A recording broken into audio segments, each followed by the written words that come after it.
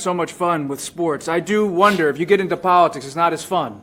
I cover this stuff. Not as fun. Right. Well, again, but you're making a difference. And I've been doing sports for 30 years. I'm never tired of sports. I'll never leave sports. Whether officially or unofficially, I will always be involved in sports. It made me what I am as a professional and helped elevate me as a man. So there will always be an incredibly strong appreciation for what the world of sports has done for me. But when millions of people, if that were to be the case, come to you and they say that they believe that you're the one that can make their lives better in this country, you just can't sit back and ignore that. It doesn't mean I'm gonna do it. It doesn't mean I'm gonna accept it.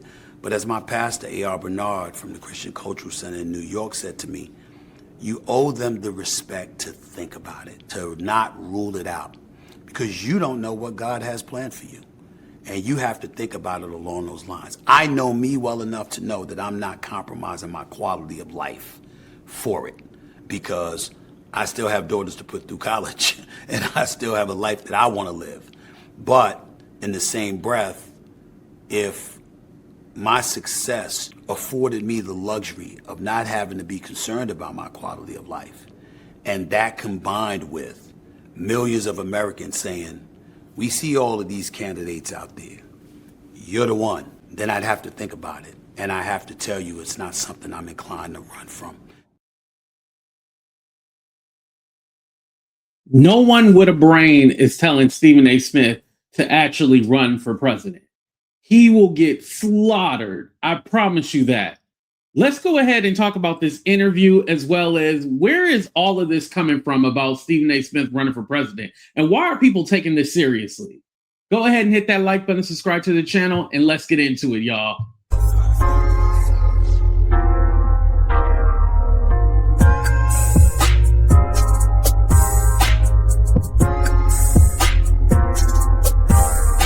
So Stephen A. Smith did an interview with CBS, and he's talking about how, yeah, everybody's been telling him to run for president and all this other stuff. And I'm all like, who's telling him that?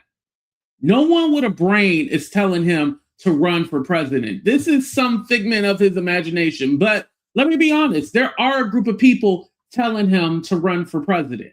And I'm going to go ahead and explain that. But first, let's go ahead and go through this video, this interview. We're just going to watch about 10 minutes of it, the important part where he's talking about running for president. What's next for you? Show after show, success after success, contract after contract. What's next for you in this journey? To be elite at what I'm doing. What does that mean? To be recognized universally as one of the best ever at what I do. In the same process, to explore where we go from here. Could you run for president? It's possible. Would you run as a Democrat? Yeah, because I couldn't see myself running as a member of the GOP.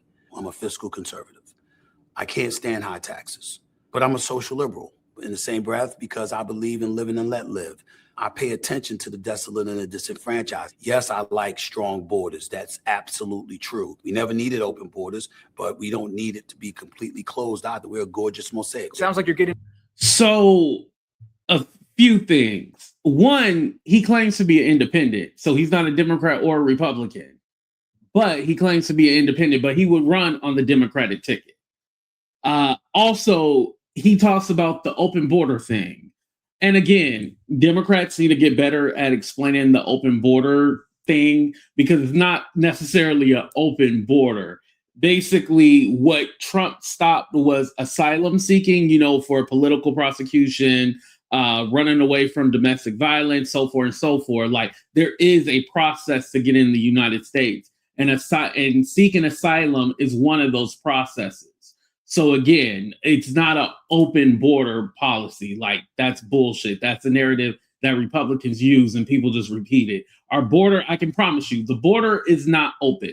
When you go through the border, you got to get checked and everything like that. Like, if anybody has ever been to Mexico or at the border, you just can't just walk in. It's a process, right? But anyway, with him trying to say that he's fiscally conservative and socially liberal, that's what a lot of people say. Like they want to save money, you know, through not paying high taxes and all that other stuff. But the thing is, he lives in New York and Los Angeles. So no matter what happens, you are going to pay high taxes in New York and California. It's just the way that it is. All right, let's continue. The stump speech ready, Stephen? No, there's no stump speech, but I can give it. I can tell you this much. I can give a speech without a note in front of me. Could you be competitive in a Democratic primary? Some big names might run. Gavin Newsom, the California governor, among many others. I respect all of them in terms of their intellect, in terms of where their heart lies, in terms of the service that they want to provide to this country. But ultimately, your actions speak louder than anything. Gavin Newsom is somebody that I think has tremendous potential if he moves towards the center. But ultimately, affordability with taxes in the state of California, the homelessness, the crime, he's going to have to answer those questions, being a prisoner, the environmentalist out there. He's going to have to answer those questions. You're somebody like Josh Shapiro, Wes Moore. So I want to talk about Gavin Newsom. So the thing is that he doesn't know what he's talking about because Gavin Newsom is actually in the center. He's not so far progressive, quote unquote, right? He's very in the center. He doesn't believe putting the tax on billionaires. So Gavin Newsom is definitely in the center. He is not too far left or anything like that. And he is right. And I bring this up all the time. Now, mind you, the homeless issue in California, it's been going on for years, right? Also, something else that really hurts us in this state is that people come from other states here because one, the weather, even though it's raining like cats and dogs outside, one, the weather, and also two, if you say that you're homeless, you can get $200 immediately like that from food stamps. They can make you a card right there. Like if you say that you're homeless and, you know, you meet the, as far as the income standards and stuff like that, they'll give you a card right there. And then you can get you $200 so you can go get you something to eat.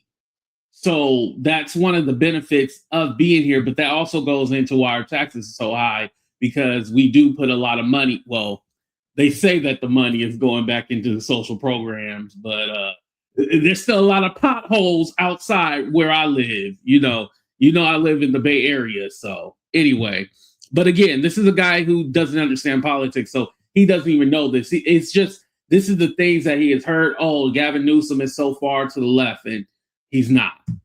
I have profound admiration for both. I would support any one of them. But when I think about Josh Shapiro, I think about pro-Palestinian supporters that felt that he was excessive in his support for Israel. How much votes would he get in a general election when you have people throughout this country that have been shifting somewhat to that side? Not totally, but to some degree. I think about Wes Moore.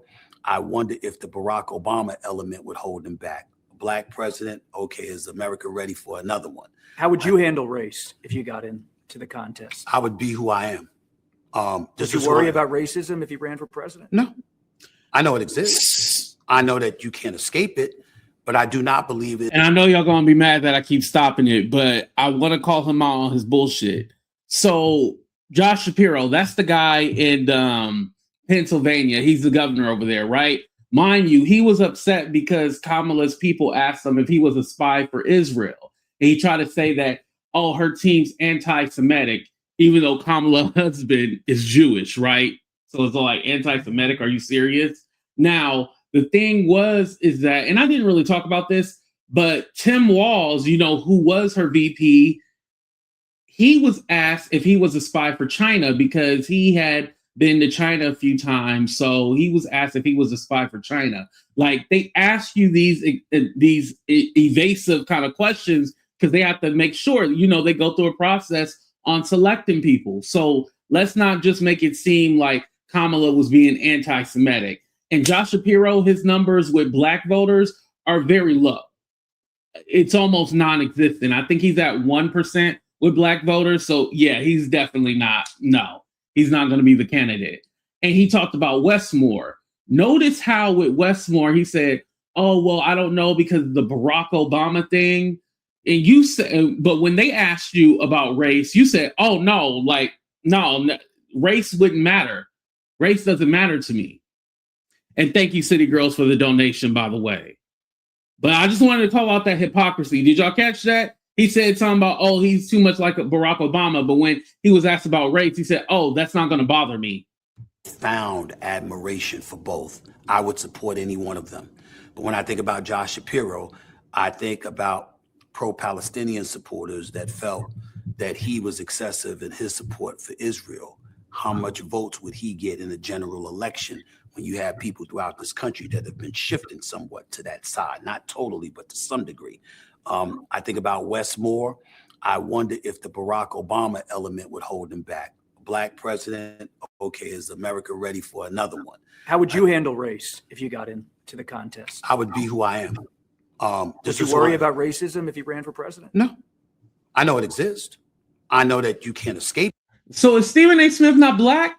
So if they worried about the black guy, Westmore, they wouldn't worry about you? Like they would just be all like, oh, Stephen A. Smith, I just see him as human. I don't see him as black. Mind you, the last election, 2024, people were debating Kamala's race and ethnicity up and down, whether she was black, Jamaican, Indian, this, that. So you saying that race isn't going to be an issue if you ran? Get out of here with that. But I do not believe it is as prevalent as some on the left would like us to believe. I do believe a vast majority of Americans judge you on the content of your individual character rather than the color of your skin. I think a lot of people in America, especially in this day and age, now more so than ever before, it's not about race. It's about the fact that they don't give a damn about it because they got their own problems. That's entirely different than believing they are superior to you and they want to hold you back from ascending. That's not what's going on to the degree that it was decades ago. What's going on now is that we have more white Americans and others suffering and worried about the state of our nation.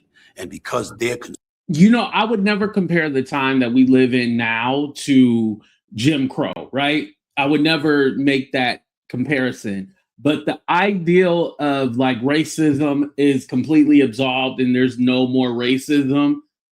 I hope you know all those old people that y'all like to talk about in the pictures that were yelling and screaming at Ruby Bridges when she was going to school, and all these people that harass and attack black people, they're still alive. They didn't all just die off. And there's this thing like, oh, all those races died off. No. The pictures were put in black and white to make it seem like it was a long time ago. But our people were still alive during that time. We have grandparents who are still alive, or great-grandparents that are still alive that was around during that time. And you know what else racists do? They procreate. So they passed on that hatred to their kids, then their kids pass it on and pass it on and pass it on. Racism never goes away. It multiplies. Concerned about that. That's where their worries lie. A lot of them watch you, listen to you. I know. I'm aware. Let them keep listening. I'm not going away. I'm not going away. Has the Trump presidency changed everything in terms of a celebrity thinking about the White House? 10 years ago, Stephen A. Smith from ESPN running for president, people go, what are you talking about? But now, this time around, people go, hey, that's America. I'm not going to say his name because I don't want to violate his trust. But I had a governor say this to me, who's actually encouraged me to run. And what he said to me was, I don't care who the governor was. We need to get rid of that governor, because who the fuck is telling him to run? The work is tough, but not as tough as you think. The real work comes from the states. He said the presidency is not just a statesman position, but it's a bullhorn to utilize on behalf of American citizens everywhere to make sure that the politicians below the Oval Office do what they're supposed to do in the best interest of the country, if not be called out for it. So if you're a senator if you're a representative, if you are in law enforcement, if you are in the judiciary, if you are a governor, if you are a mayor, if you are a councilman or assemblyman or woman, et cetera, are you doing your job in the best interest of the people you represent? That's where the president comes in as the constant, incessant, tireless, tenacious reminder that you're supposed to be looking out for America. Let's make sure we're doing that. He said, you got corporations all over the place. You understand? They have CEOs. CEOs are not entrenched in the muck and mire of the everyday workmen 10 layers below them. They're overseers that make sure there's a plan, there are personnel in place to execute those plans, and everybody's eye is on the ball to make sure we're doing what we're doing that's in the best interest of. It's the weird thing is that he's not mentioning that, hey, yeah, and what he was advised, yeah, that is true. But at the end of the day, if you have people from the other party that are in charge of those states, more than likely they're not going to be willing to work with you. So you saying that, oh, yeah, it's the governors and the mayors and all these other people. Yeah, that's true. But if they're not willing to work with you, then you're going to have some difficulty. Like Stephen A. Smith is under the impression once he gets into office, everybody is going to listen to him. This is why he needs to stay away. But let's continue. The company. Why would you give all this up? That's also to run for the president. Why would you give all of this up? All of this money, success, notoriety. Well, I didn't say I would. That's the reason why I've never announced that I'm running. Because will you make a decision by the end of 2026? I will make a decision in early 2027, but I am not ruling it out because I expect a lot of success to come my way. And Lord help everybody if the amount of success comes my way ensures that I never have to worry about. He's playing in your face. This is what he's doing. He's playing in your face. He knows that they like that he's a loudmouth and that all he does is talk all the time. And they love to use him as a shield of like, oh, see, this is a black man going at the Democrat. Like he knows what he's doing. Stephen A. Smith is not dumb, you guys. He knows exactly what he's doing. So the whole, oh, I'll let you know early 2027. He's going to let us know early 2027 that he is not running. I guarantee you that. This is all a hustle. This is all a play. They know that he knows that these people keep booking him and actually taking what he says at, face value. And they know that he's a mouthpiece and he gets a lot of traction and they know how to exploit that. This is what he's being used for. He's a useful idiot. Useful. My quality of life ever again. What do you think your mother would advise you to do at the end of 2026, early 2027? My mother would have a heart attack. If you ran? She wouldn't want me anywhere near politics. Why not?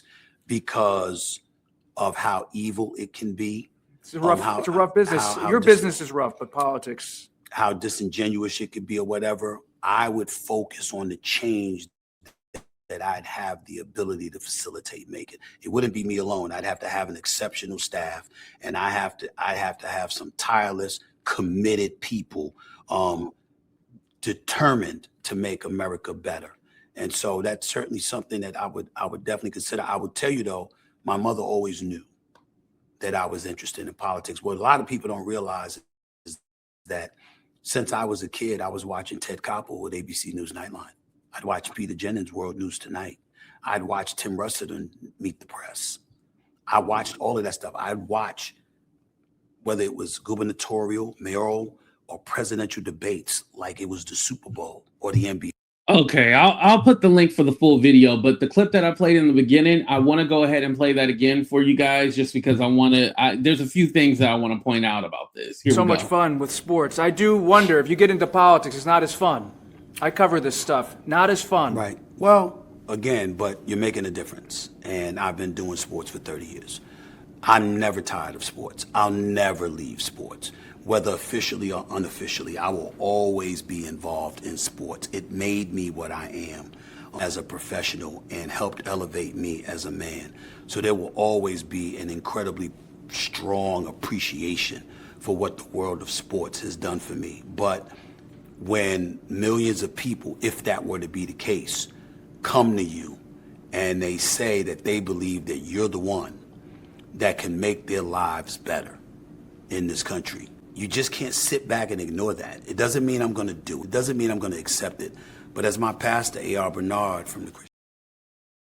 So the people telling them to run for president are Republicans. Republicans are telling them to run for president. No one on the left or Democrats, liberals, nothing is telling him to run. We know that this is a joke. However, they want the circus. They think, oh, Stephen A. Smith, ha, ha, ha, you'll be perfect. They want this kind of circus to make the people go crazy because he would definitely be a disruptor. Like, that's what he would do. He would turn this whole 2028 primary cycle into a circus, and that's what they're hoping for. So Republicans are telling him to run for president. Me and you, we're not telling this clown to run for president. But in his head, he's all like, oh yeah, I could run, huh? But mind you, something I want to also point out is that he brings up the money. This was the second time in the interview he brought up the money, like, oh, I don't want to, give away my my income, as far as how much you make, because he's worth $100 million. So all them Disney deals and everything, like, oh, that would have to be done with.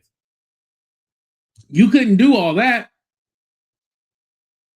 So again, I do think that he might try to make a run just so that he can boost his profile, but then he'll quickly drop out. I think this for him is just a game. I know it's just a game. Because there's no way in hell he thinks that he's actually going to be a viable candidate. He would just be, and I believe the people that would be funding him is these Republicans giving him money to his campaign so he can run, so he can try to mess up the primary. This is what they're hoping for, because I don't see a J.D. Vance becoming the next president fairly.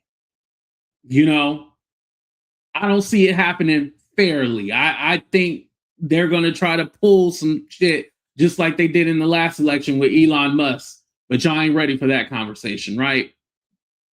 But anyway, you guys, hit the like button, subscribe to the channel, and hit that notification bell so you get all my notifications, because that's very important, because I know some of y'all are missing the notifications. I appreciate y'all being here. Love y'all, but we out. Deuces, everybody.